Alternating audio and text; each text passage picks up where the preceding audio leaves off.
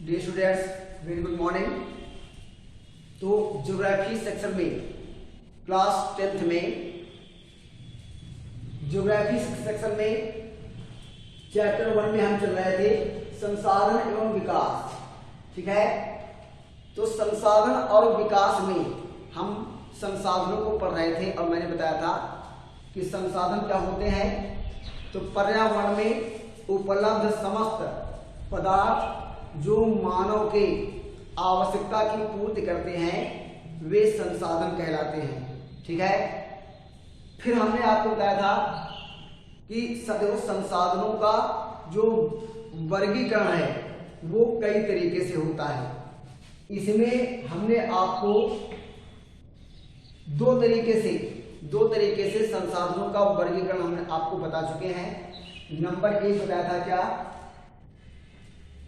जैव संसाधन, और दूसरा हमने आपको बताया था अजैव संसाधन। ठीक है, तो जैव संसाधन क्या होते हैं? तो जैव संसाधन वे संसाधन होते हैं जिनका एक निश्चित जीवन काल होता है और उस जीवन काल को पूरा करने के पश्चात में वे नष्ट हो जाते हैं। ऐसे संसाधन जैव संसाधन कहलाते हैं। सामान्यतः ये सजीव वस्तुएं या सजीव प्राणी होते हैं, जैसे पशु है, पक्षी है, मनुष्य है। ये सब क्या है? ये जैव संसाधन है। क्या है? जैव संसाधन है। ये एक अपनी निश्चित जीवन काल को पूरा करने के पश्चात में नष्ट हो जाते हैं, अर्थात अपनी उम्र को पूरा करने के पश्चात में ये नष्ट हो जाते हैं, अर्थात मर जाते हैं। ठीक है, दूसरा हमने आपको बताया था क्या, अजैव संसाधन। ठीक है, तो अजैव संसाधन वे संसाधन होते हैं, है ना, जिनका कोई एक निश्चित जीवन काल नहीं होता है और अगर इनको प्रयोग ना किया जाए तो ये हमेशा बने रहते हैं। ठीक है, तो जैव संसाधन में हमने आपको बताया था क्या, जैसे क्या है भैया, मनुष्य है और पशु हैं, पक्षी हैं और वनस्पति है। ठीक है, ये सभी जैव संसाधन में आएंगे। अजैव संसाधन में वे संसाधन, है ना, अजैव संसाधन में कौन से संसाधन आएंगे? वे संसाधन जिनमें एक जीवन काल का अभाव होता है, मतलब जिनकी उम्र जो है वो निश्चित नहीं होती है। अगर इनको प्रयोग न किया जाए तो ये सदैव बने रहते हैं। ऐसे संसाधन कहलाते हैं क्या, अजैव संसाधन। जैसे क्या दिया हुआ है, विभिन्न प्रकार के खनिज हैं। ठीक है, और पेट्रोलियम है। ठीक है, ऐसे संसाधन जो हैं वो अजैव संसाधन कहलाते हैं। ठीक है, तो ये एक तो वर्गीकरण ये हो गया जैविक संसाधन और अजैव संसाधन में। ठीक है, मतलब संसाधनों के वर्गीकरण में एक वर्गीकरण ये हो गया जैव संसाधन और अजैव संसाधन। ठीक है, दूसरा हमने वर्गीकरण आपको बताया था कि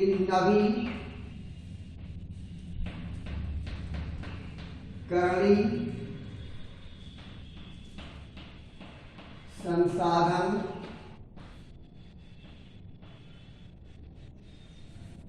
नवीकरणीय संसाधन, और दूसरा बताया था क्या, अनवीकरणीय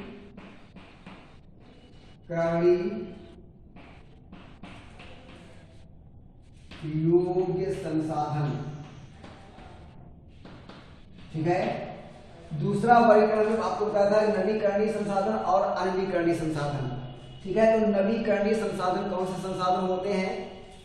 नवीकरणीय संसाधन वे संसाधन होते हैं जिनको एक बार प्रयोग करने के पश्चात में हम तकनीक की सहायता से उन्हें दोबारा भी प्राप्त कर सकते हैं, दोबारा भी प्रयोग कर सकते हैं। ऐसे संसाधन नवीकरणीय योग्य संसाधन होते हैं या नवीकरणीय संसाधन होते हैं। ठीक है, जिनको पुनः नया किया जा सके। जैसे आप ले लीजिए क्या, सौर ऊर्जा और पवन ऊर्जा। सौर ऊर्जा, पवन ऊर्जा, ज्वारी ऊर्जा, भूतापी ऊर्जा, ये सब क्या है, ये सब नवीकरणीय संसाधन है।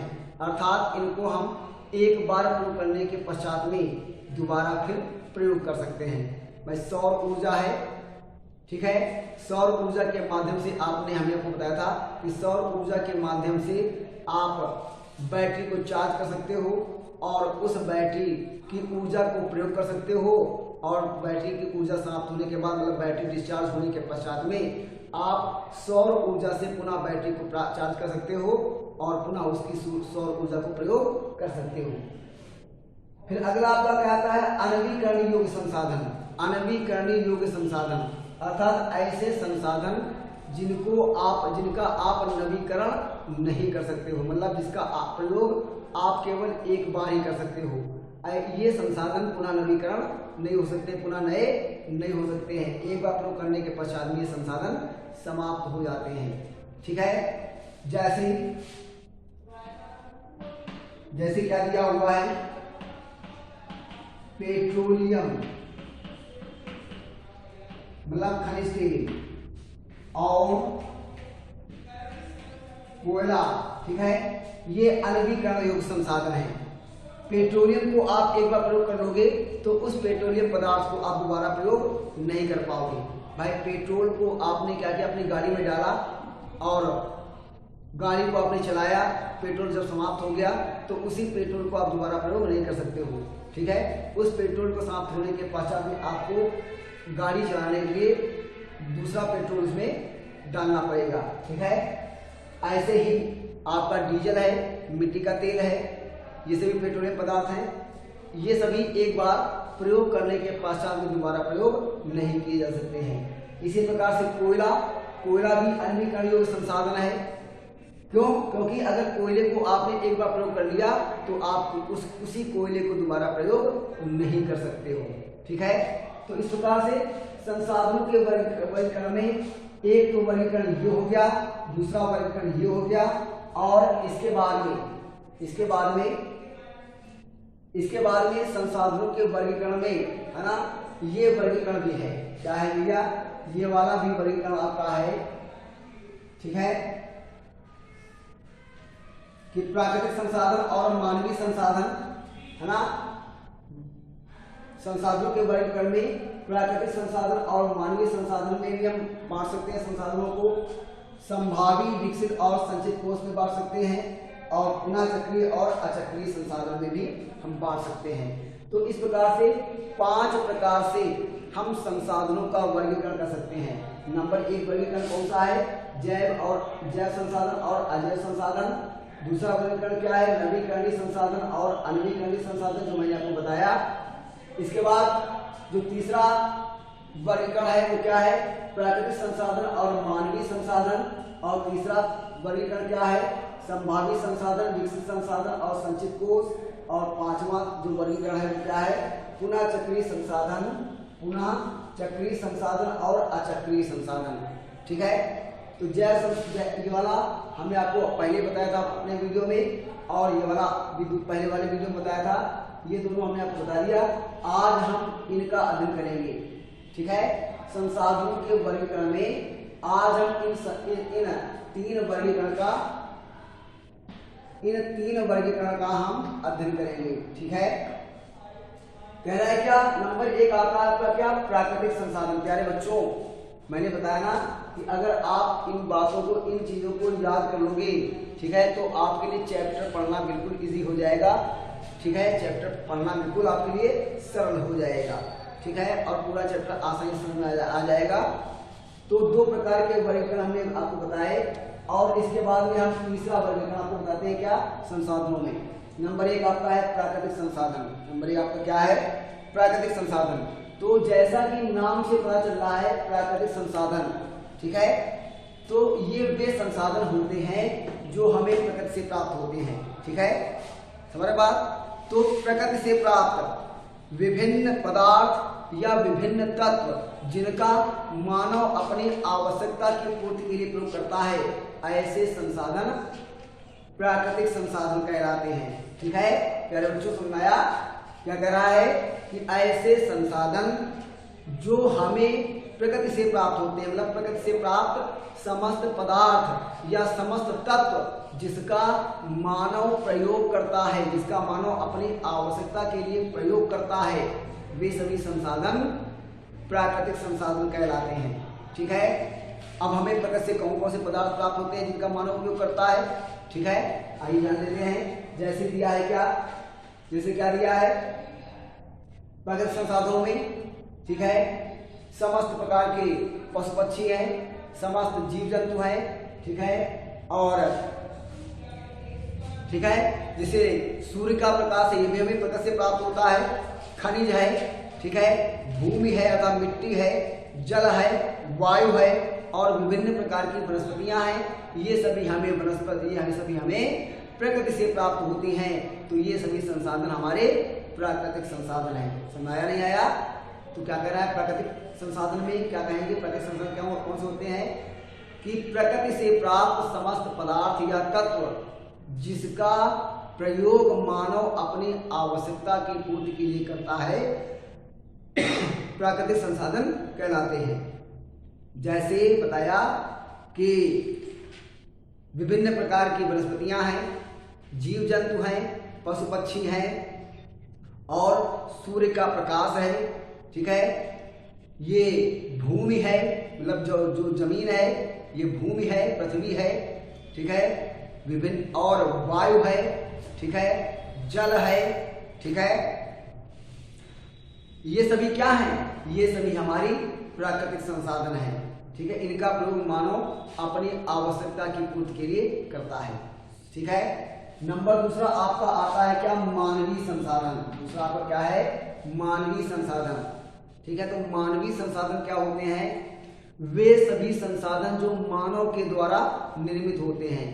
वे समस्त संसाधन जो मानव के द्वारा निर्मित होते हैं, वे सभी मानवीय संसाधन कहलाते हैं। ठीक है, जैसे आपका घर, ये क्या है, मानवीय संसाधन है। घर क्या है, जिसमें आप घर में रहते हो, तो ये घर का कौन सा संसाधन हुआ? ये मानवीय संसाधन हुआ, क्योंकि इसको मानव ने बनाया। ठीक है, साथ साथ में जो गांव हैं, शहर हैं, ये सभी मानव के द्वारा विकसित किए गए हैं। ठीक है, जिसमें आप निवास करते हो, अपनी आवश्यकताओं की पूर्ति करते हो। तो गांव है, शहर है, नगर है, ये सब क्या है? ये सभी मानवीय संसाधन हैं। ठीक है, विभिन्न प्रकार की मशीनें हैं, तो ये क्या है भाई, मशीनों का निर्माण मानव ने किया है। तो विभिन्न प्रकार की मशीनें जिनका हम प्रयोग करते हैं अपने दैनिक जीवन में, तो ये सभी क्या है, मानवीय संसाधन हैं। ठीक है, इसके साथ साथ में विभिन्न उद्योग है, सड़क है। ठीक है, तो अर्थात कहने मतलब क्या है कि जो भी वस्तुएं मानव के द्वारा निर्मित हैं, जो मानव अपनी आवश्यकताओं की पूर्ति के लिए उनका प्रयोग करता है, ऐसी समस्त संसाधन मानवीय संसाधन कहलाते हैं। ठीक है, तो प्राकृतिक संसाधनों में मैंने बताया, क्या बताया, जैसे जल है, वायु है। ठीक है, और भूमि है, आदि आदि। ठीक है, और मानवीय संसाधन में मैंने बताया क्या, घर है, सड़क है और मशीनें हैं। ठीक है, ये सभी क्या है, मानव निर्मित है। तो ये सभी क्या है, ये सभी मानवीय संसाधन है। ये सभी क्या है, मानवीय संसाधन है। इसके बाद आपका संसाधनों की श्रेणी में आ जाते हैं, तो हम चौथा वर्गीकरण पढ़ते हैं। चौथी वर्गीकरण में संसाधनों को 3 प्रकार से बांटा गया है, संभावित संसाधन, विकसित संसाधन और संचित कोष। संभावित संसाधन, विकसित संसाधन और संचित कोष। तो प्यारे बच्चों, संभावित संसाधन क्या है? संभावित संसाधन वे सभी संसाधन हैं। संभावित संसाधन वे सभी संसाधन हैं जो, ठीक है, जो किसी क्षेत्र विशेष में स्थित तो हैं, लेकिन अभी तक मानव ने उनका उपयोग करना शुरू नहीं किया है। ऐसे सभी संसाधन क्या हैं? संभावित संसाधन है। फिर समझ लीजिए, तो प्रकृति में उपलब्ध समस्त संसाधन जिनका मानव ने अभी तक उपयोग करना नहीं शुरू किया है, ऐसे समस्त संसाधन संभावित संसाधन कहलाते हैं। ठीक है, क्या कहलाते हैं? प्रकृति में उपलब्ध समस्त संसाधन, ठीक है, जिनका मानव ने अभी तक उपयोग करना शुरू नहीं किया है, ऐसे समस्त संसाधन संभावित संसाधन कहलाते हैं। और संभावित संसाधन जो हैं वो ऐसे क्षेत्रों में पाए जाते हैं जहां पर उन संसाधनों को प्राप्त करना थोड़ा कठिन कार्य होता है। जैसे हम जानते हैं कि उत्तरी ध्रुव में ठीक है, बर्फ की मोटी परतों के नीचे धरातल के अंदर बड़ी मात्रा में, मतलब साइबेरियन प्रांत में, रूस के साइबेरियन प्रांत में बड़ी मात्रा में खनिज तेल उपलब्ध है, पेट्रोलियम पदार्थ उपलब्ध हैं, लेकिन उनको प्राप्त करने की तकनीक अभी हमारे पास नहीं है कि वहां से हम पेट्रोलियम पदार्थों को प्राप्त कर पाए, निकाल पाए। तो वह संसाधन हमारे लिए क्या हुआ? संभावित संसाधन है। इकट्ठा तो है, भविष्य में कभी तकनीक आएगी उसको प्राप्त करने की तो हम प्राप्त करेंगे। ठीक है, तो ऐसे जमा संसाधन जिनका मानव ने अभी तक उपयोग करना शुरू नहीं किया है, ऐसे समस्त संसाधन संभावित संसाधन कहलाते हैं।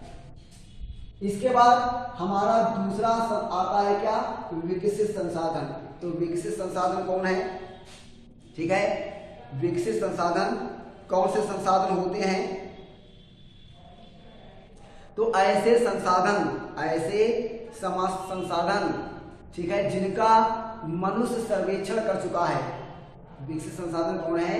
ऐसे समस्त संसाधन जिनका मनुष्य जो है वो सर्वेक्षण कर चुका है कि यहाँ पर ये संसाधन उपलब्ध है, अर्थात यहाँ पर खनिज तेल उपलब्ध है, यहाँ पर कोयला खनिज उपलब्ध है, यहाँ पर लौह जो है पृथ्वी के नीचे इकट्ठा है ना।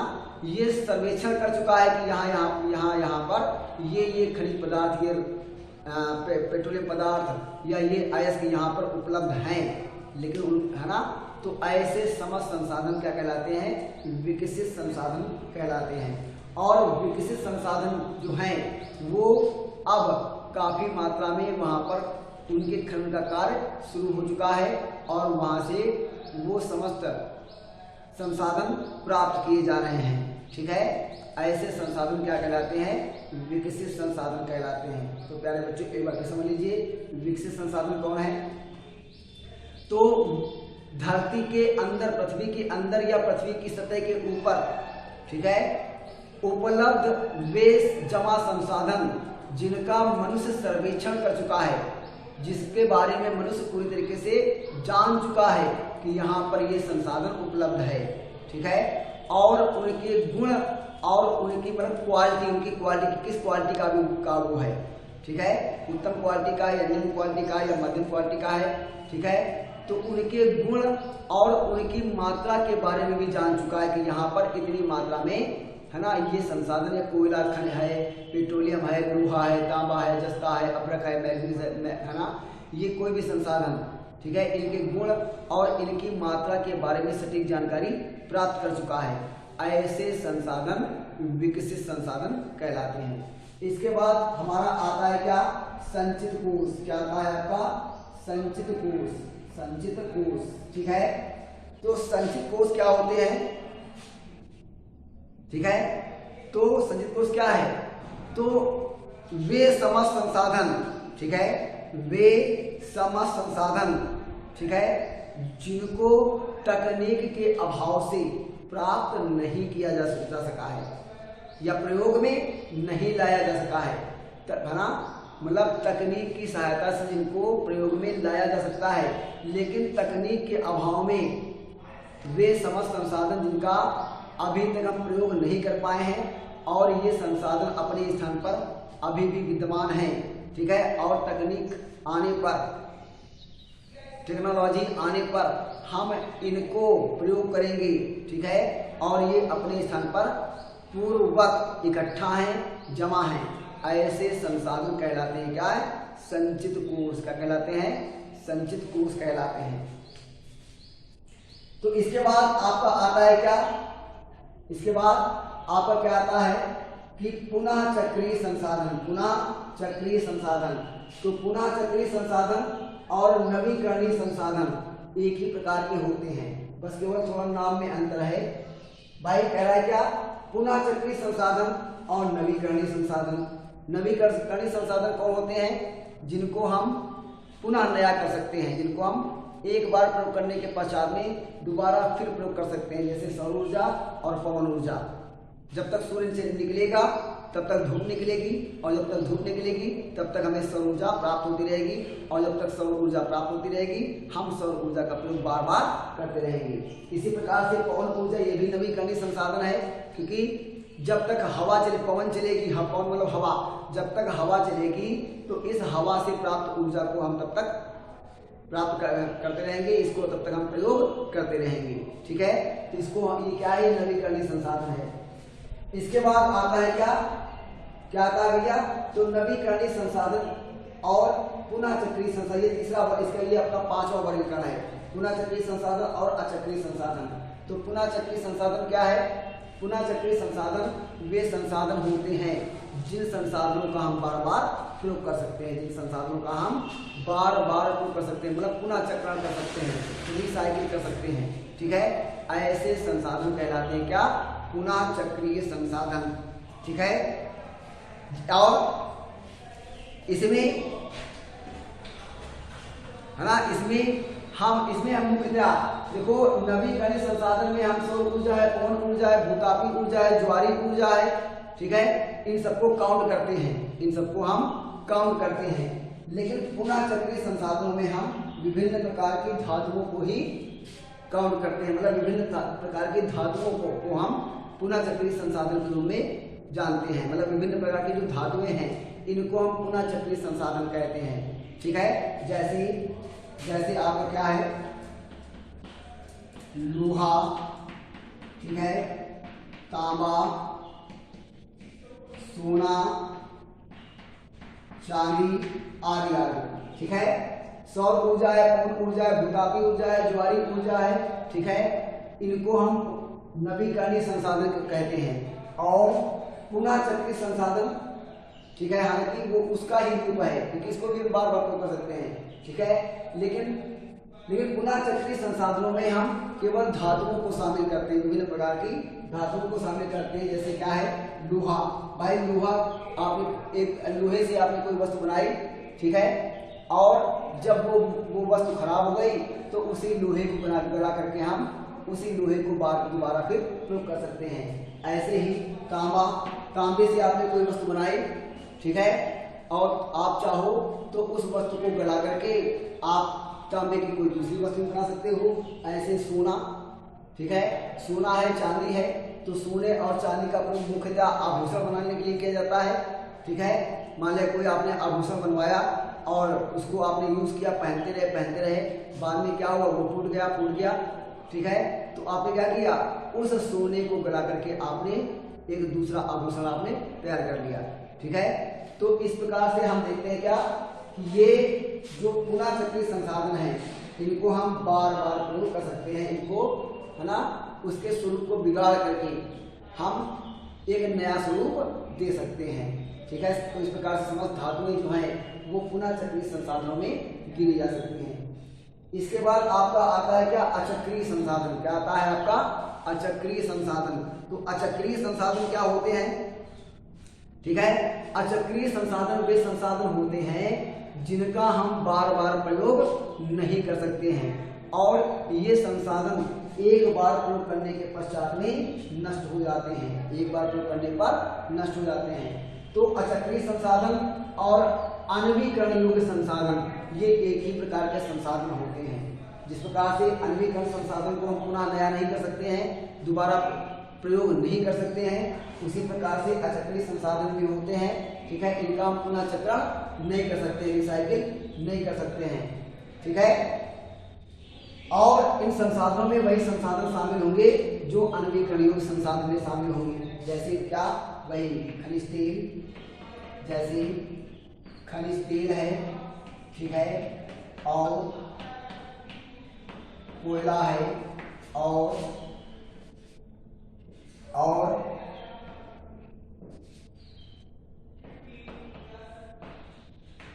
लकड़ी ईंधन, ठीक है, क्योंकि इनका प्रयोग करने के पश्चात में क्या होगा, इनका अगर प्रयोग करेंगे एक बार तो ये एक बार प्रयोग करने पर नष्ट हो जाते हैं। भाई खनिज तेल आपने क्या किया, पेट्रोल आपने अपनी गाड़ी में डाला और गाड़ी को चलाया, पेट्रोल समाप्त हो गया, ठीक है, तो वो उसी पेट्रोल को आप दोबारा प्रयोग नहीं कर सकते हो, आपको नया पेट्रोल डलवाना पड़ेगा।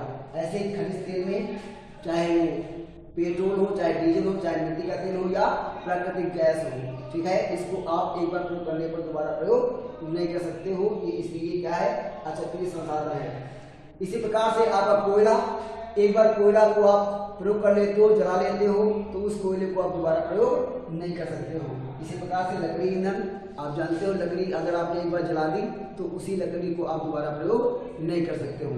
तो इस प्रकार से ये संसाधनों के 5 वर्गीकरण हैं, ठीक है, और इन सभी का हमने अध्ययन कर लिया, आपको समझा दिया, ठीक है, और इसको आप करना क्या है, ठीक है, ज्यादा अच्छे तरीके से समझने के लिए इसको आप इस वीडियो को आप बार बार देख सकते हैं। तो एक प्रकार का संसाधन क्या हो गया, एक ये हो गया जैव और अजैव संसाधन वर्गीकरण, ये हो गया 5 प्रकार के वर्गीकरण में बताए।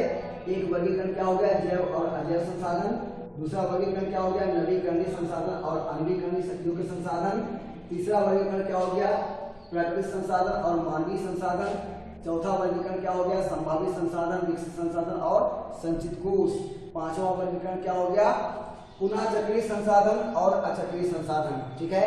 सभी को हमने आपको एक्सप्लेन करके बता दिया और उम्मीद करता हूं कि आपको अच्छी तरीके से ये सभी वर्गीकरण आपको समझ में आ गए होंगे। और इसके बाद में हम आपको इसी चैप्टर में जो अन्य शब्दावलियां हैं वो अपने अगले वीडियो में बताएंगे। तब तक के लिए गुड बाय।